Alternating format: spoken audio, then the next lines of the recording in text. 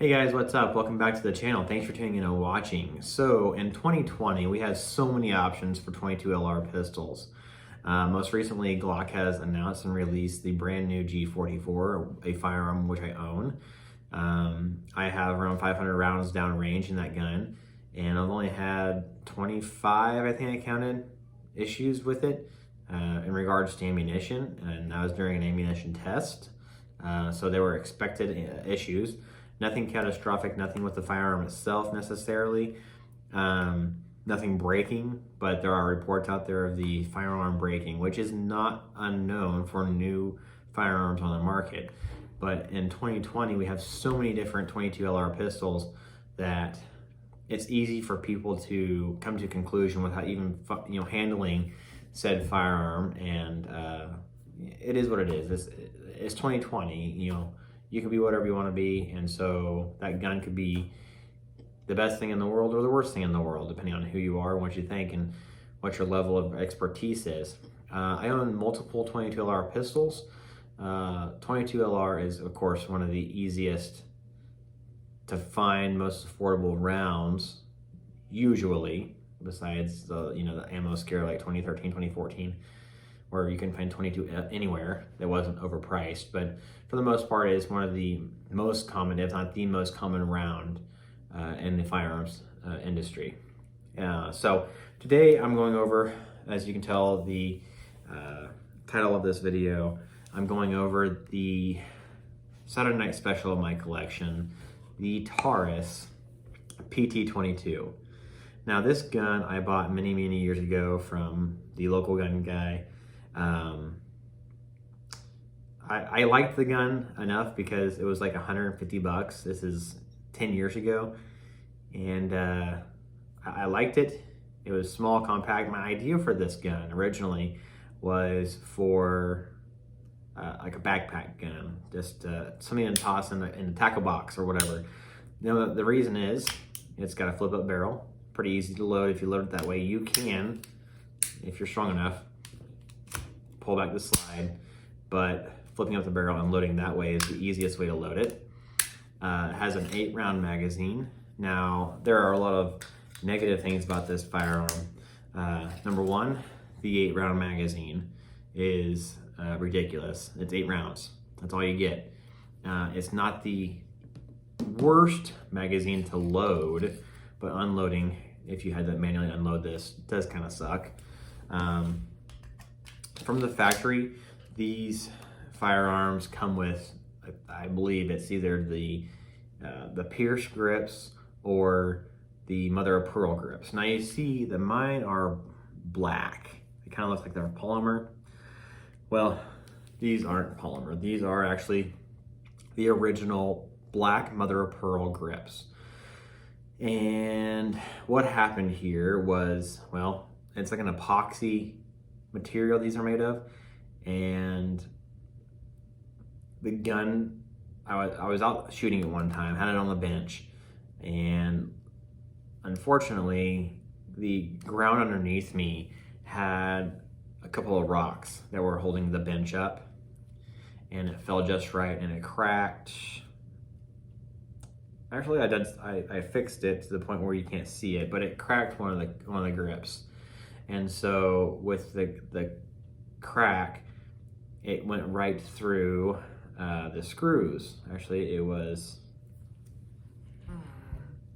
this one here. You can just see one of my fix marks right there, but it came down and over and it cracked that entire thing. So I had to epoxy that back together and try to figure something out, because I called Taurus up and they didn't want to warranty it. And I don't know why. I could have bought new grips from Taurus, but all they had available was wooden, the mother of pearl at the time. But luckily today, I have found them cheap enough on Amazon. I have received the pierce rubber grips. Now, these are extremely easy to install, extremely similar to the factory ones because they are a factory replacement, factory style replacement. But when I first bought this gun, approximately 10 years ago, these were like $40 or $50, if I believe. That's why I didn't buy them. I found this on Amazon and it was $12. So for 12 bucks, why not go ahead and make your grip a little more comfortable than these ridiculous and horrible plastic grips. Now, one thing you're going to notice is the slide and the barrel. Look how it looks kind of like a chrome. This is actually, it was a black, not Cerakoted material on it, but it was definitely some kind of black finish. And I did what I wanted to do. I put it in a backpack, and it was in the backpack for probably a year. And then I went to pull it out of the holster I had it in. And I pulled it out, and there was rust all up and down this thing.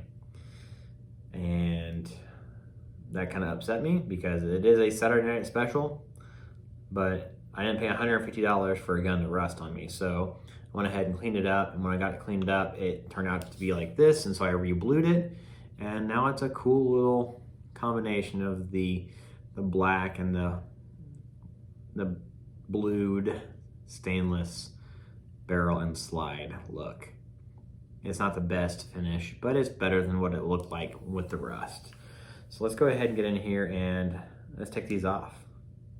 All right, so we have the firearm here. It is a cleared magazine and a cleared barrel. Can't really rack the slide. You can, just not without the magazine in it. So it is clear, good to go. Let's go ahead and remove these 2 screws on each side.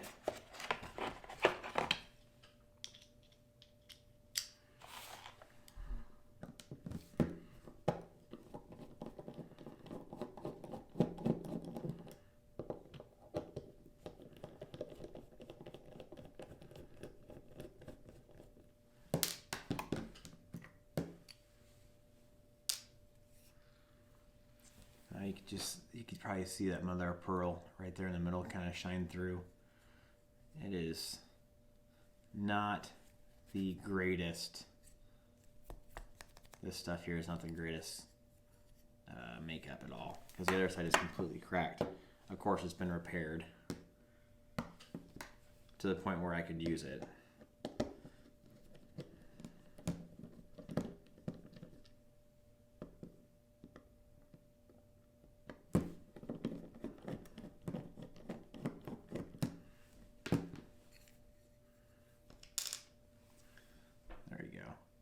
So you can barely see it, but from this hole here, and it ran down, it was cracked, and I had to Dremel that all out and epoxy it in just so I could use it and function with it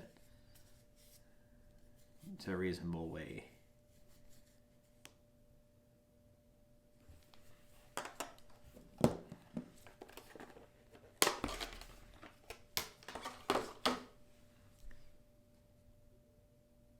All right, so these are super easy. It's just like a slap-on, roll-around style grip.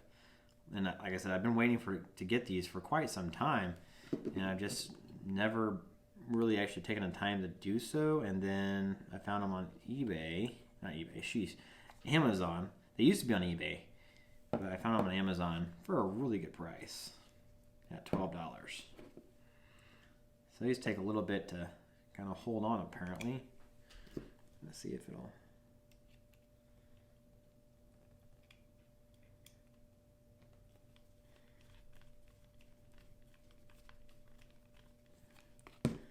This is what some people said. It takes a little bit to get through that rubber.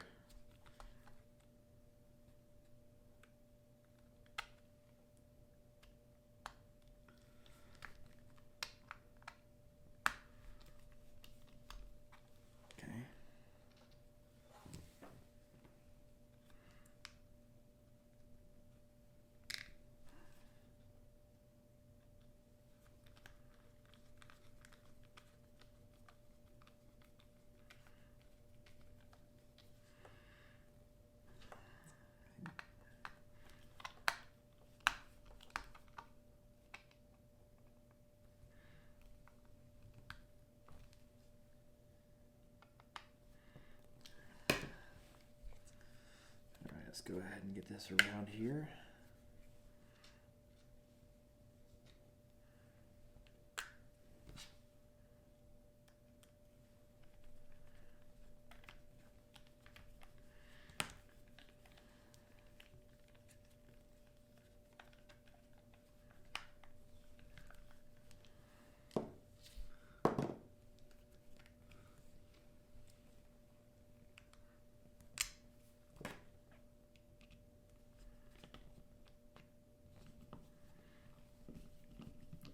The big thing here is not cross-threading the screws, but getting it screwed into the frame.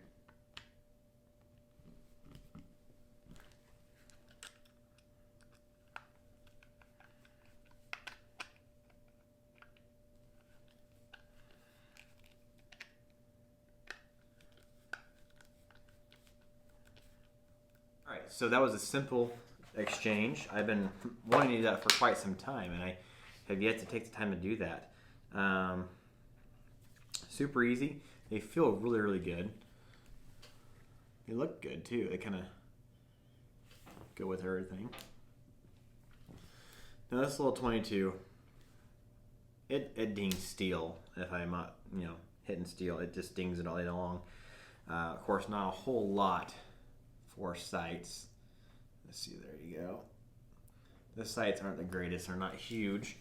But it's a point and shoot type gun, more or less. The only downfall to these grips that I see right away is see that really thin profile here where my thumb would be, and you compare it to that next to the thumb, it really kind of extrudes out next to the release for the barrel. There's no smooth movement, but you can get it. It just takes a little bit of effort. But I gotta say, for 12 bucks, switching it out, I wish I would have done it a long time ago. But like I said, they weren't as affordable back then, I guess. But it works. I wish I could pull this slide back a whole lot easier. Takes a lot of pushing and pulling. There you go. It's got a heavy duty spring in there, guys. So.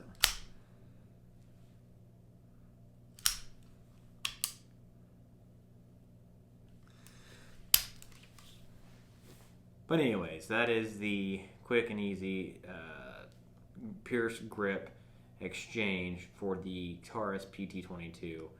So anyways, until next time, you guys keep calm and carry on. Stay safe. Thanks for watching. See you later.